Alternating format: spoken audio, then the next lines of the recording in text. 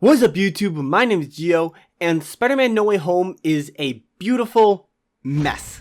I know I said my next video would be a character case on MCU Spider-Man, and trust me, it will be coming, but after watching No Way Home, I had to push that the hell back, because all I can think about is this movie. It's quite literally attached to my frontal cortex like a parasite. My biggest fear going into this film was how the writers were going to juggle all the multiverse stuff together while still having a competent plot. And if the title of this video is any indication, they failed on that aspect in almost every conceivable way. On the surface, the plot seems fine with just a few problems, but the moment you do any bit of critical thinking, you realize that this plot is embedded with a web of flaws. Normally, something like this would be a big hit to the movie's overall score, but much like those mad lads that play Fallout and put all their skills into luck, the writers decided to throw all plot competence out the window in favor of putting all their focus into writing these characters. And they passed with flying colors. They nailed the characters in No Way Home with a few exceptions. Almost every one of them are consistent and likable, and they practically hard carry the movie, as without them, the film would be abysmal. So what exactly is it that led me to this conclusion? Well, sit back as I try to explain why Spider-Man No Way Home is flawed, but fun. And if you end up enjoying the video, feel free to like, comment, subscribe, and turn on the notification bell so you'll always be notified when I release new content, and it helps with algorithm stuff. Also, if you want to follow me on social media or join the Discord, all the links will be in the description down below. And yes, there will be heavy spoilers! On the surface, the plot of No Way Home isn't really that crazy. Basically, after Peter's identity is exposed, it starts to drag down not just his life, but his friends as well. Feeling responsible, Peter goes to Doctor Strange to see if there is a way to have everyone forget he is Spider-Man.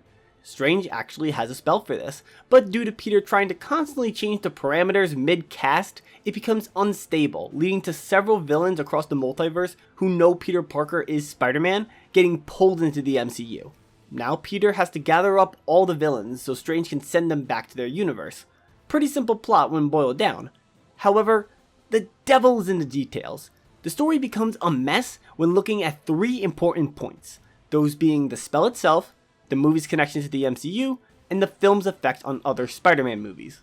Let's start off with the actual spell that Strange decides to cast. The concept is pretty simple. It will make it so nobody remembers Peter Parker as Spider-Man. And when he says nobody, he means nobody. All the Avengers, Happy, Aunt May, even Ned and MJ would forget his secret identity. This causes Peter to try and change the spell several times so he doesn't need to go through having to tell them again, which is what leaves the spell to becoming unstable, kickstarting the conflict for the film. Now the problem comes into play when Strange tries to send the villains back after they were all captured. Peter learns that many of them were destined to die fighting Spider-Man, and after talking with May and a seemingly in control Norman Osborn, Peter stops Strange from completing the ritual. However, during the final fight, the box gets destroyed, leading it to rip a hole through the multiverse. Now the only way to stop this is to complete the original spell, but this time around, everyone would forget that Peter Parker even existed. This consequence with the new spell is a massive problem with the movie, in the sense that it brings up so many questions that I guarantee the MCU is not ready to answer. For example, at the end of the movie, Peter tries to go to MJ to remind her who he is. And if you look closely, you can see that she still has the necklace Peter gave her from Far From Home. So, what does MJ remember about getting that necklace? Does she remember getting it, but just not who gave it to her? Or is that memory completely replaced? What about Happy, who remembers Aunt May and the kid that she had, but not Peter? Or what about Tony? Happy has a ton of memories of Tony and his love for Peter. Hell, losing him inspired Tony to create time travel. So are the events of the MCU the same and just nobody can remember Peter? Are there no more records of him being Spider-Man? Does the spell affect people who are off-world like Nick Fury? We don't know because the movie doesn't explain it to us. We are just supposed to accept it and move on, which sucks because I really love the sacrifice Peter made at this moment. But the spell only ends up creating more holes than a gunshot wound. The film also has an issue with its connection to the MCU, as it actually hurts it more than it helps. A consistent problem with this cinematic universe is that even though almost every hero lives within the tri-state area, they seem to never be around when a massive problem is going down in New York City. For context, the climactic fight in No Way Home takes place on the Statue of Liberty, and to lure all the villains there, Peter broadcasts his location. So are there just no Avengers available to join the fight? Sam, Bucky, War Machine, Ant-Man? You're telling me everyone is unavailable to help? I mean, it's kind of reckless to trust that Peter can just handle this on his own. Honestly, all the film had to do was have just one line, like in Far From Home, saying how the Avengers aren't available or something. It wouldn't be a great explanation, but at least it would have been something. However, the issue that probably microwaves my brain the most is the effect this movie has on the Raimi trilogy and the Amazing Spider-Man duology. Is that the word? Duology? Is it?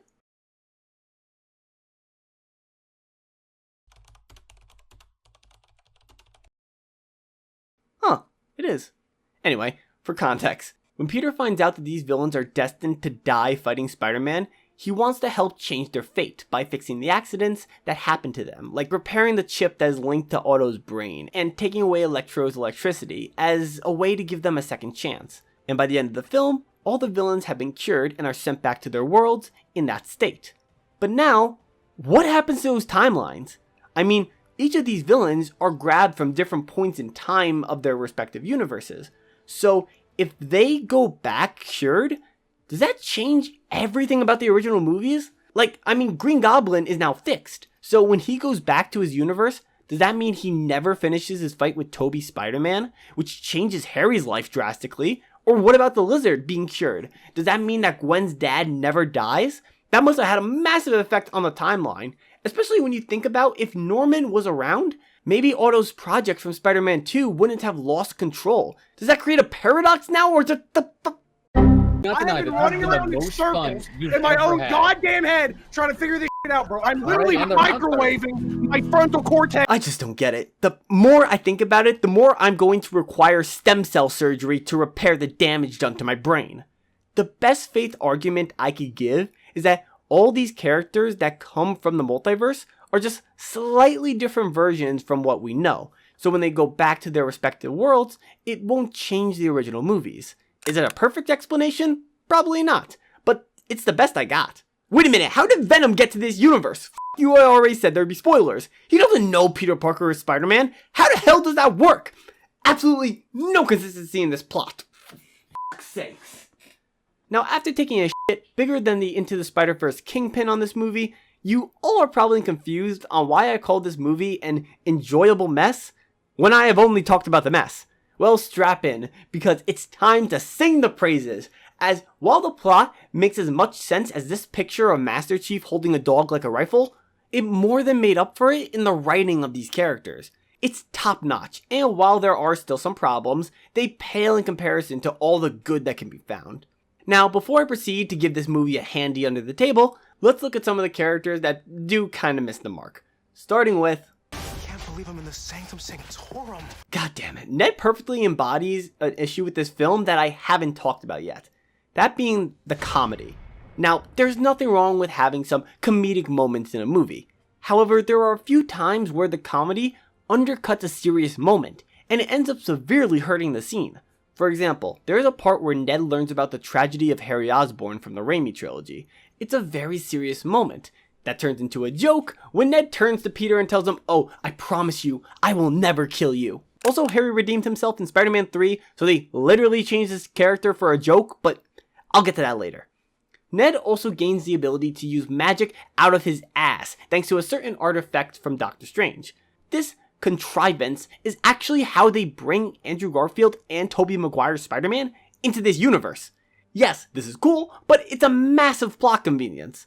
Besides that, Ned doesn't add a lot to the overall story. I still found it sad that he had to say goodbye to Peter, but I just wish he was more than just comic relief. Steven. That feels weird, but I'll allow it. Stephen Strange is weird in this movie, and I'm not sure if it's a good weird or a bad weird just yet. For the most part, he is consistent. I mean, the trailers made me worried that he would be reckless to use a spell that was proven to just be dangerous. But the fact that the movie establishes that it's been used plenty of times before, it kind of makes sense that Strange isn't completely concerned. However, the fact that he doesn't fully explain the spell to Peter before starting the cast really throws me off. I mean, I could say that if Peter didn't constantly try to change the spell, nothing would have happened. But then again, why not just explain the parameters to him beforehand? All of this could have been avoided if there wasn't a breakdown in communication. Then again, with cringy lines like this, I wouldn't want to communicate either. Scooby-Doo this crap. You know, all this is kinda your mess. I know a couple of magic words myself, starting with the word please. Please, Scooby-Doo this crap. However, after Act 1, Strange goes back to acting like, well, Doctor Strange. He once again becomes very pragmatic and tries to make the most logical decisions from his perspective. So, while his introduction in No Way Home does take a shot at the character, it wasn't a fatal blow. He was still enjoyable and hasn't been assassinated just yet. Please don't let his sequel suck, for the love of God. Next up on the character to hit on list is... Really? No one? Damn. Yeah, other than those two, I can't think of any other character that had a glaring issue that could potentially damage the overall film. Which means I finally get to talk about Peter Parker. This is all my fault. I can't save everyone. I adore this version of Peter in No Way Home, especially once the plot really gets moving because he becomes such an active character. He plays a big part in pushing the plot forward as he's always taking initiative, like going to Doctor Strange for the spell, choosing to give the villains a second chance, and even becoming a leader in the climax to help Tobey and Andrew get back in sync. Honestly, that is such a fun detail, how MCU Spider-Man has the most experience working with a team, so of course he would be the one to help lead these Spider-Men. This activeness that Peter has is in stark contrast to Far From Home, where most of the time, Peter is just reacting to what happens, which ends up making him look incompetent. So seeing Peter take initiative again like in Homecoming is a definite joy to see. This is also probably the smartest we have seen Peter. He's constantly making intelligent decisions on the fly, and even impresses Norman Osborn in his scientific abilities. For example, let's look at that bridge fight between Doc Ock and Peter. Towards the end of the fight, Peter gets caught by one of Otto's arms, causing it to absorb some of the nanotech from his Iron Spider armor. Now before getting stabbed, he quickly moves all the nanotech from his mask to protect himself, while at the same time using that tech absorbed into Otto's arm to control him by pairing it to his suit Bluetooth style. That is actually a really smart idea that turns the tide of the fight. Not to mention that Peter was able to go toe-to-toe with Doctor Strange and outsmart him by finding out the secrets of the mirror world that he threw them into. Also, seeing Peter help create fixes to the other villains is very satisfying, being able to help both Otto and Electro with the help of Norman. The movie doesn't try to downplay Peter's intelligence, rather they put it on full display, and it makes him much more competent. However, while all these points help in making Peter a very well-written character, I think what really stands out is the journey he goes on in No Way Home. Peter starts the movie having his life being an absolute mess, with everyone knowing his secret identity, and it's having an effect on his friends' lives as well. Peter goes to Doctor Strange because he thinks he could salvage the life he used to have, but due to his arrogance and fear of having to retell his loved ones his secret identity, it ends up causing the main conflict in the movie. Throughout the film, Peter is reminded of the dangers of this life, and having his friends and family being so close to it. This is only amplified by the death of Aunt May. Peter blames himself as maybe, just maybe, if he didn't get her involved in his superhero life, she'd still be alive. For the past 2 MCU Spider-Man movies, they have built up Peter's relationship and resources only to take all of them away. And it's so powerful because it's Peter's choice. He's willing to give up all of his history with his friends and family, potentially never seeing them again, just to make sure that they will be safe. Even at the end, when he's going to try and remind MJ who he is, after seeing the band-aid from the injury she got during the final fight, he chose not to tell her, as he believes is the best way to keep her safe, leaving Peter with nothing but memories of what he used to have. It's such a bittersweet moment as he puts on a new homemade suit to continue to protect New York City as the friendly neighborhood Spider-Man. God, such a great journey for this version of Peter, and while it isn't perfect, like him messing up the spell was pretty stupid, and it would have been nice if it was a last resort kind of thing. Seriously, how'd you not just call admissions? But those flaws don't take away how great Peter was written in this movie. Even the supporting cast, besides Ned, kills it in this movie. I love these versions of MJ and Aunt May. Yes, they are simple, but the way they always have Peter's back and support him in different ways is really heartwarming. MJ in particular is really enjoyable, As even at the start of the movie, when the group gets rejected from all their college choices as a result of being associated with Spider-Man, she tries to be optimistic in her own unique way. She believes in Peter, even when no one else will, including Peter himself. For example, after Aunt May's death, Peter wants to send everyone back to their world without fixing them, but MJ refuses to give him the box. She knows Peter isn't currently in the right headspace and wants to prevent him from doing something she knows he will regret. She still has faith that Peter can save these villains, and after seeing these scenes, it makes it so hard to watch Peter not tell her who he is at the end, because you feel the warmth from their relationship, and it's upsetting to think that they may not see each other again. For Aunt May, she is Peter's moral compass. She's willing to help anyone in need, and originally was the one who convinced Peter that these villains need to be saved. She plays a small but important role in the story, and even tries to protect Peter till her dying breath. She actually is the one who tells Peter the line, "With great power comes great responsibility." Now, I could definitely see people getting mad at this line because it wasn't said by Uncle Ben, but in the grand scheme of things, does it really matter who says it to Peter? Hell, he's been talking about these principles since his introduction in Civil War. So if this makes you mad, just take a second and really think if this has a negative impact on the story, because I see no harm in having Aunt May say this line. These two characters are proof that you don't always need complex motivations to have a good character. As long as they don't drag down the main cast, sometimes being simple is just fine. Now let's talk about the villains. For the most part, they are pretty solid. Obviously, with 5 antagonists, some of them are going to get more time than others, but the movie makes sure to give everyone, except for the Lizard, individual goals that can be followed during the movie. Like Sandman just wants to get back to his daughter, so during the final fight, he's trying to get the box. Meanwhile, Electro is enjoying his new power he has in the MCU, so he wants to destroy the box to prevent him from being sent back. Otto and Norman are the villains that get the most screen time, with the latter becoming the main antagonists. Unfortunately, Otto doesn't really get a defined motivation like Electro or Sandman. Instead, after being cured by Peter, he comes back in the final fight to save Andrew and Tobey. Nothing too deep or crazy, but I do kinda wish that we got a little bit more of Otto than him just being our introduction to the multiverse. However, Norman Osborn, aka the Green Goblin, steals the goddamn show. We first see him as Norman trying to get rid of the Goblin persona, even going to May and Peter for help. But it doesn't take long for the Goblin to take over and attack Peter and May. By the way, that Spidey Sense scene was dope as hell. Goblin sees Peter as weak, because with his power, he can have everything he wants, but his morals are holding him back. So he kills May in hopes to push Peter over the edge, and to be fair, if it wasn't for the other Spider-Man, he would have killed Norman.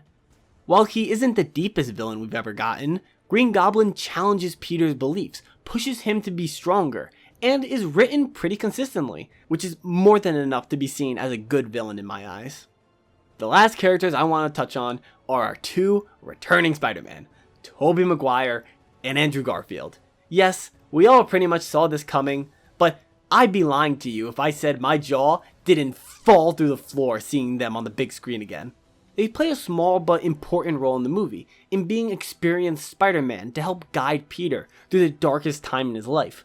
Both of these characters are also older than where their movies left them off, so we get to learn a little bit more about what happened to them. For Andrew, after Gwen died, he stopped pulling his punches, becoming pretty brutal, and it filled him with self-doubt. He actually gets a chance of redemption by saving MJ from a fall similar to Gwen's, which is a nice mini arc for this character. Tobey we don't get that much for, but we learned that he worked things out with MJ, and he's the one to stop MCU Peter from killing Norman because he knows that Peter will regret it, as he could relate to that anger that he feels. These two definitely feel like the versions we remember growing up with. However, the writers made a decently sized misstep. Remember how I said Ned found out about Tobey's Peter Parker's Harry Osborn and they turned it into a joke? Well, that joke actually ends up hurting Tobey's cameo, because he described Harry as his best friend that tried to kill him.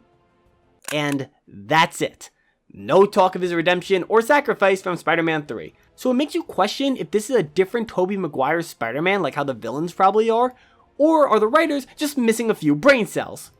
I'm going to go with the latter, As for the villains, I could see them using slightly different versions so as to not mess with the timeline, but not using the original interpretations of these Spider-Man would defeat the purpose of having them in the first place. They also try to inject some MCU humor with these characters, and while it did make me chuckle a couple of times, it ends up holding back potentially serious scenes. But while these are some pretty big slip-ups, it doesn't really have an impact on the plot, just our perception of it, so I can let it slide, even though it makes me want to run into oncoming traffic. However, overall, these characters are pretty fantastic, and they kept me invested throughout the movie, which shocked me considering how they handled them in Far From Home. But here, they freaking killed it. Spider-Man No Way Home is a movie that I feel like I will never be able to pin down how I feel about it. On one hand, the plot is such a tangled web of confusion that it breaks my brain. But the characters are so well written and enjoyable that it's easy to look past it. I find myself constantly questioning if I'm giving this movie a little too much leeway than what I would something like Black Widow because I enjoy these characters so much. On top of that, we don't really know what's next for MCU Spider-Man. Yes, we are getting an animated Spider-Man freshman year series, and yes, Kevin Feige has talked about Spider-Man 4 before, but Tom Holland has gone on record saying that he is interested in exploring other avenues outside the MCU, which, by the way, I hope he kills it as Nathan Drake. So I know it will be a long ass time before we get any indication on what's next for the webhead. But I really hope this doesn't end. The door is now wide open for so many new stories that can be told with this character, and I hope it's not a wasted opportunity.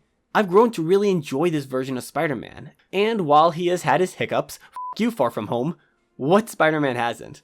This film was a love letter to Spider-Man's history in film, and you really feel that when you're watching it.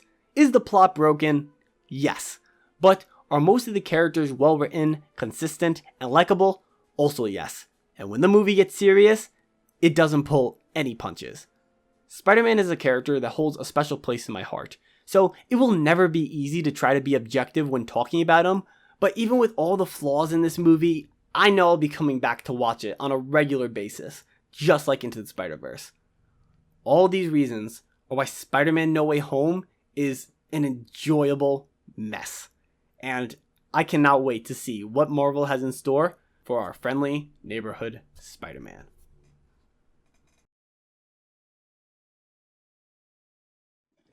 Anyway, I do hope you guys enjoyed the video. Let me know in the comment section down below.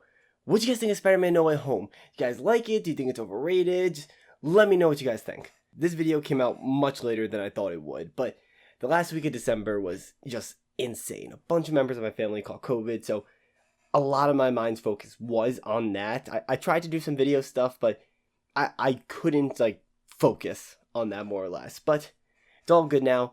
Everything's fine. And it's the new year. It's the new year. Happy New Year's to you guys. I've said everything I needed to say about Spider-Man No Way Home, so I just want to take this last bit to really thank you guys. I mean, 2021 was an absolutely insane year for me. Like, if you guys don't know, I took a break. I took what has pretty much become an indefinite break from college, which at the start of this year, because I really wanted to take a run at this YouTube thing. And I told my family, give me a year. Give me a year and I could show signs of life. And boy, you guys gave me so much life and then some. Like, we went from just 1K to 14 going on 15K, almost 2 million video views. Just, you guys are crazy. Like, you guys are actually have changed my life so much, and it doesn't feel real a lot of times. And I know people say like, oh, 14K is not a lot, but like, think about it, 14K is a lot of people.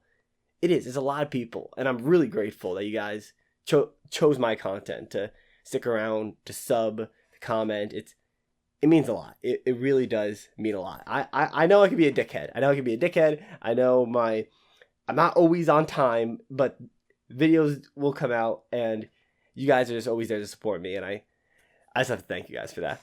So 2022 is going to be a big year for us. I am guaranteeing 100K. That's right. We are aiming high this year, boys. 100K. We're going to get that silver plaque. I'm confident in it. Like, our community is insane. I think we've grown such a solid community. I have so many plans for 2022. I'm not going to say them or put a date on them because we all know how that turns out when I do it. But I got a lot of plans, and I'm really excited to show them to you guys. But yeah, once again, you guys are amazing. You guys really are, and just thank you. Thank you for changing my life every day, and let's continue to make this channel as big as we know it could be. But I think that's it for now. So once again, hope you guys enjoyed the video. Guys liked it and you're new to the channel, hit the like and the subscribe button. Also, think the channel's potential, hit the same buttons and turn on the notification bell so you're always notified when I release new content, and it helps the algorithm stuff. Anyway, my name's been Gio, and we'll talk to you all later. Peace. I need to be careful with these claps. I'm going to wake someone up. Let's make 2022 a big year. Peace.